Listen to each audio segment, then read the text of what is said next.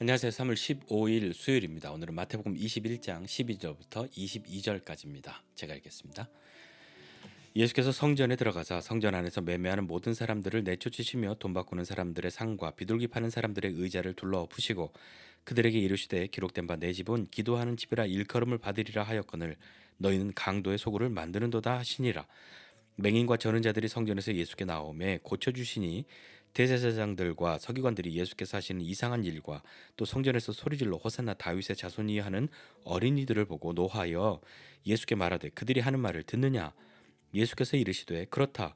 어린 아기와 젖먹이들의 입에서 나오는 찬미를 온전하게 하셨나이다 함을 너희가 읽어본 일이 없느냐 하시고 그들을 떠나 성 밖으로 베다니에 가서 거기서 유하시니라. 이른 아침에 성으로 들어오실 때에 시장하신지라. 길가에서 한 무화과 나무를 보시고 그리로 가사 잎사귀와 캐 아무것도 찾지 못하시고 나무에게 이르시되 이제부터 영원토록 내가 열매를 맺지 못하리라 하시니 무화과 나무가 곧 마른지라. 제자들이 보고 이상히 여겨 이르되 무화과 나무가 어찌하여 곧 말랐나이까.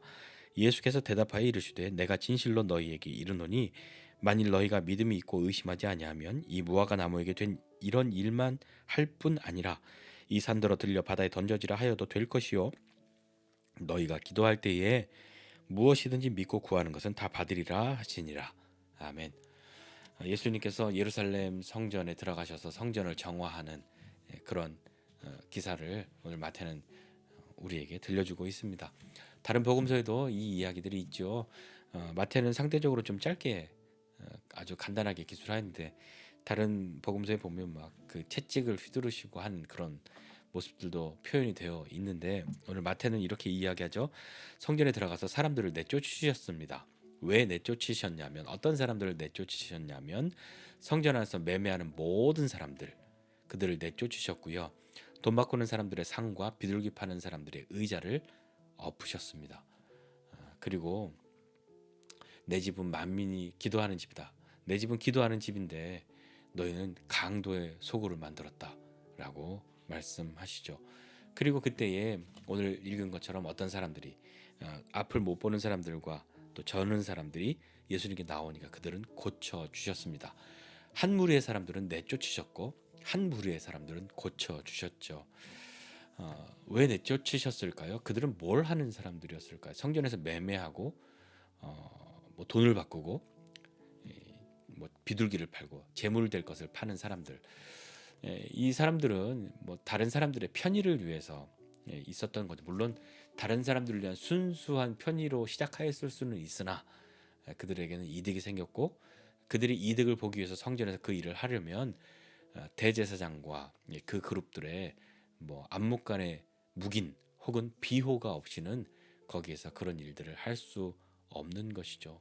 상상해 보십시오. 이들이 돈을 바꾸는 것은 제사장들은 자기들이 받는 세겔이 있단 말이에요. 은이 있는데 은의 함량이 더 높은 어떤 특정한 세겔만 받았는데 사람들이 그 세겔로 환전해서 성전에 내야 했고 또 제물로 드려지는 것 집에서부터 가지고 오면 힘들잖아요. 그러니까 가서 쇼핑을 하고 그것으로 제물을 드렸던 것이죠. 그것은 이 대제사장들의 뭐 묵인 승인 혹은 비호 없이는 절대로 불가능한 일입니다. 하나님을 섬기는 것에 있어서 인간의 편의를 더욱 크게 본 것이죠. 그 대가로 제사장들도 이득을 얻었을 것이고요. 또 그 일을 하는 사람들도 이득을 얻었을 것이죠. 하나님을 섬기는 행위와 마음 다 중요한데 그 모든 것을 편의가 이겨버린 것 아닐까요? 그러한 예수님을 이제 대제사장과 서기관들이 바라보았습니다. 그들이 본 예수님은 이상한 일을 하는 사람이었어요. 오늘 15절에 보니까 대제사장들과 서기관들이 예수께서 하시는 이상한 일과 성전에서 소리 지르는 어린 아이들의 소리를 듣고 이상하게 생각했다가 아니라 아주 노하였습니다. 이 노하였다는 것으로 이미 그들이 이 매매하는 사람들의 그 뒷배라는 정황상의 증거를 확인해 주는 것 아니겠습니까? 예수께서 하시는 이상한 일이라고 하는 것은 그들을 내어 쫓고 병자들을 고치시는 일이었는데 대제사장과 서기관들에게는 그것이 참 이상한 일이었습니다. 그것을 보고 노한 그들이 예수님께 말하죠. 그 아이들의 그들이 하는 말을 듣느냐 하고 이야기 하는데, 그들이 하는 말이라고 하는 것이 아이들이 호산나 호산나 뭐 다윗의 자손이여 하는 그 이야기 더하기, 혹은 그 매매하는 사람들의 불만이나 불평, 그런 것이 있었을지는 모르겠습니다. 물론 대제사장들을 향해서 당신이 날 봐줘야지, 예수가 이렇게 하는데 왜 아무런 조치도 하지 않냐, 이렇게 뒤로 이야기했을 수도 있죠. 그러나 예수님은 이 아이들의 이야기, 이 아이들은 뭘 알고 소리 질렀겠습니까? 그저 예수님 들어오실 때 어른들이 했던 것을 본 거지요. 많은 사람들이 예수님을 향해서 환호했던 것을 보았으니까 그것이 아이들에게는 얼마나 인상적이었겠습니까? 그러니까 예수님을 볼 때마다 그것을 흉내내고 따라했던 것은 아니었을까요? 그런데 대제사장들은 그것을 보고 분하니까, 이거 듣냐, 뭔 소리냐 이야기하니까, 어린아이와 젖먹이들의 그 찬미로 온전하게 하였다 하는 그 시편의 말씀을 너희는 못 읽어보았냐? 라고 대제사장들에게 이야기하신 거죠. 그리고 그들을 떠나서 성 밖으로 나가십니다. 왜 나가시냐면요, 당시 그 6월절 기간 동안에 많은 사람들이, 순례자들이 예루살렘을 찾아오는데, 그 많은 사람들이 그 예루살렘에 다 묵을 수가 없는 거죠. 예루살렘은 뭐 항상 사람들이 많이 오는 곳이어서 뭐 숙박시설이 많이 돼 있는 곳이 아니잖아요. 그러니까 그들은 그 예루살렘에 다 수용할 수 없으니까 그들이 인근 가까운 다른 곳으로 가거나, 아니면 성 밖으로 나가서 뭐 노숙 혹은 야영 뭐 이런 것을 하거나 그렇게 했겠죠. 그러니까 그 18절에 보니까 이른 아침에 예수님이 다시 성으로 들어오십니다. 베다니에 머물고 계시다가 성으로 들어오시는데 배가 고프셨던 거죠. 그런데 길가에서 무화과 나무를 보셨어요. 근데 그 무화과 나무 가까이 가셨는데 열매가 없으니까 예수님 배가 고픈데 화가 나셨나? 그 나무를 향해서 저주하시죠. 영원토록 열매 맺지 못할 거라고. 그러니까 그 무화과 나무가 곧 말랐다라고 마태는 기록하고 있습니다. 예수님은 왜 이렇게 이 사람도 아닌 나무를 향해서 저주하셨을까요? 배가 너무 고픈 나머지 이성을 잃으신 것일까요? 우리도 너무 배고프면 먹을 거네 하고 갔는데 없으면 막 짜증도 나고 화가 나는데, 예수님이 그것 때문에 그러셨을까요? 이것은 어떤 의미가 있을까요? 무화과는요, 잎이 살짝 열리고 그 다음에 열매가 맺히고 난 다음에, 그 다음에서야 잎사귀가 무성해진다고 합니다. 그런데 오늘 예수님이 이 무화과 나무를 보셨는데 잎사귀밖에 없었다. 잎이 무성하였으니까 간 거죠. 그 말은 잎이 무성하여졌으니까 이미 열매는 맺혔을 것이다 생각해서 가신 거죠. 그리고 사실은 시기적으로는 맞지 않는 거죠. 이때는 잎사귀가 살짝 나오고 조금 뒤에야 열매가 맺히는 때인데, 쟤는 이상하게 잎이 무성하네, 벌써 맺혔단 말이야 하고 갔는데 그것이 없었던 거죠. 자, 잎사귀 외에 아무것도 찾지 못해서 저주하고, 그렇게 말씀하시니까 잎사귀 무화과 나무가 말라버립니다. 제자들이 그래서 이상하게 여기죠. 그래서 무화과 나무가 어째서 이렇게 금방 말라버렸습니까?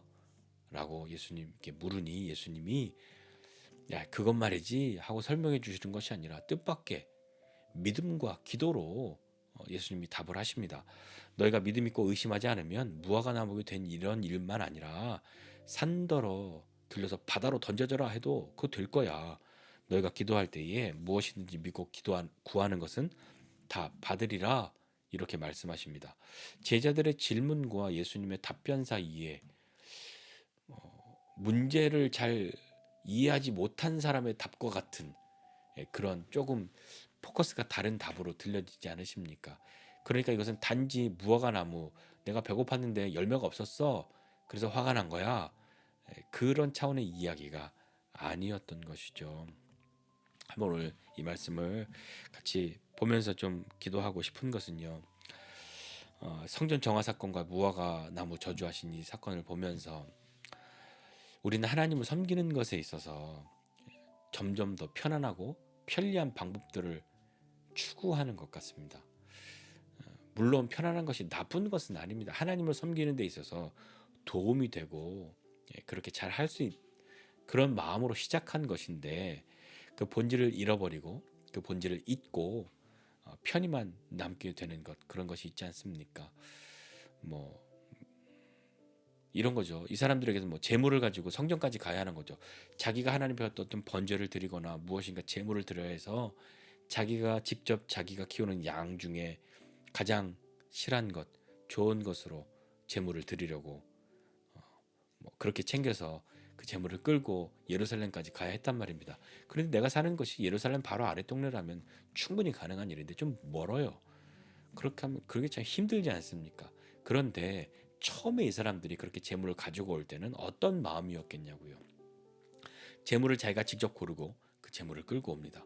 그리고 그 제물을 제사장과 함께 제사장이 그 제물을 잡고 그 제물을 잡을 때에 자기의 죄를 그 제물에게 전가하고 기도하고 이 죄를 뒤집어 네가 죽어야 하는데 내가 죽어야 하는데 이 제물이 대신 죽습니다.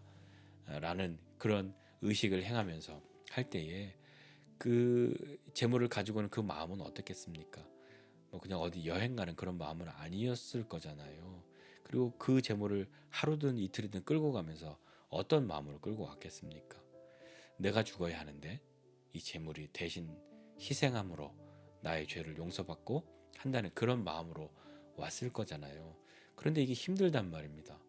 근데 들리는 소문에 의하면 성전에서 제물을 판다는 거죠. 비둘기도 팔고 뭐 소도 팔고 양도 팔고 다 판다는 겁니다. 그리고 굳이 끌고 갈 필요가 없는 것이죠. 예, 그게 참 편리한 방법입니다. 그러나 그 편리함을 추구하다가 보니 성전에 올라가는 그 마음, 하나님 앞에 나아가는 그 마음에 그 마음이 훼손되고 본질을 잃고 있는 그런 시간들이 찾아오게 된 것은 아닐까요? 요즘에 우리 예배는 어떠합니까? 뭐 코로나 시대를 지내면서 우리는 온라인 예배로 많이 모였습니다. 참 편리합니다. 참 좋습니다. 제가 지금 말씀드리고자 하는 것은 우리도 온라인 예배 드리고 있으니까 주로 그렇게 드리고 있는데 이건 아니야. 오프라인으로 모여야만 해. 라는 말씀을 드리려고 하는 것이 아니라 온라인이든 오프라인이든 우리가 어떠한 마음으로 하나님 앞에 나아가는가 하는 가에 있습니다. 온라인 예배를 드리면서 처음에 드렸던 그 마음과 지금 3년 전에 교회를 너무 가고 싶은데 모일 수가 없어서 드렸던 그 마음과 지금 차이가 있습니까? 만약에 그렇다면 우리 좀 다시 돌이키고 새롭게 해야 하지 않을까요? 저도 그렇고 여러분도 그렇고 그렇지 않습니까? 또한 이 무화과 나무 잎이 무성합니다. 무성하니 이미 열매가 있을 것이라고 기대되는데 열매는 없습니다. 때에 맞지 않게 이미 열매는 하나도 없으면서 열매가 있는 척 잎사귀는 무성해져 있지만 아무것도 없는 그 나무, 그 나무를 향해서 주님은 왜 저주하셨을까요? 나무가 미웠을까요? 그 나무는 곧 그 당시에 그 사람들이지 않았을까요? 형식적이었던 사람들이지 않았을까요? 네, 우리를 향한 우리도 열매가 있는 척 하는 그런 삶 살고 있지는 않습니까? 나는 이미 모든 것을 다 경험하였고 뭐 신앙적으로도 많은 어려움도 겪었으나 겪으면서 이렇게 잘 자랐어. 이 무성한 잎을 봐. 이 잎사귀 보이지? 이 잎사귀 뒤에는 이미 열매가 많다는 뜻이야. 라고 보이고 있지만 실상 열매는 하나도 없는 그런 무화과 나무와 같지 않습니까? 그렇다면 우리는 어떻게 해야 할까요? 예수님은 이 제자들을 향해서 믿음과 기도라는 것으로 이 대답을 대신하셨는데 왜 말랐냐? 라고 하는 것을 물을 때 믿음과 기도로 대답하셨습니다. 우리는 어떻게 해야겠습니까? 우리는 어디에 있든지 믿음으로 나아갈 수 있고 우리는 어떠한 때든지 주님 앞에 기도하고 구할 수 있습니다. 꼭 예루살렘 성전에 올라가지 않아도 거기에서 재물을 사지 않아도 우리는 주님 앞에 나아갈 수 있지요. 그 길을 주님이 열어주시지 않았습니까? 오늘 말씀 보면서 겉과 속이 다른 우리의 삶을 혹 그런 마음이 든다면 다시 한번 주님 앞에 마음을 돌이키고 새롭게 해야 하지 않겠습니까? 저와 여러분 모두가 그런 시간으로 다시 한번 주님 앞에 나아가는 우리 모두 되었으면 좋겠습니다. 오늘 하루 믿음으로 그렇게 나아가는 여러분 되시기를 주님의 이름으로 축복합니다. 기도하겠습니다. 하나님 아버지 은혜와 사랑을 감사드립니다. 하나님을 섬기는 행위와 마음 그것이 참 귀한 줄 아는데 행위도 귀하고 마음도 귀합니다. 그러나 편리함이 그것을 이기지 않도록 주님 우리에게 은혜를 베풀어 주십시오. 우리는 늘 마음이 더 귀하다고, 그것이 더 중요하다고 말하지만 편리함과 바꾸지 않도록 주님 은혜를 베풀어 주시기를 원합니다. 하나님, 주님 앞에 나아가는 마음을 다시 한번 새롭게 하고 어떠한 마음으로 주님 앞에 나가야 할지, 또 어떻게 주님께 드리는 삶을 살아야 할지, 나아가는 삶을 살아야 할지 다시 한번 돌이키고 주님 앞에 나아가는 은혜를 베풀어 주시고, 잎은 무성하나 열매 없는 그런 나무 되지 않도록 주님 도와주십시오. 아무것도 없는데 있는 척 하지 않게 하여 주시고, 믿음의 열매 하나도 없으면서 믿음의 열매 많이 가진 척 하지 않는 우리 되도록 은혜를 베풀어 주사, 주님 앞에 믿음으로 나아가고 새롭게 되는 우리 되도록 은혜를 베풀어 주시옵소서. 감사드리고 예수님의 이름으로 기도드립니다. 아멘.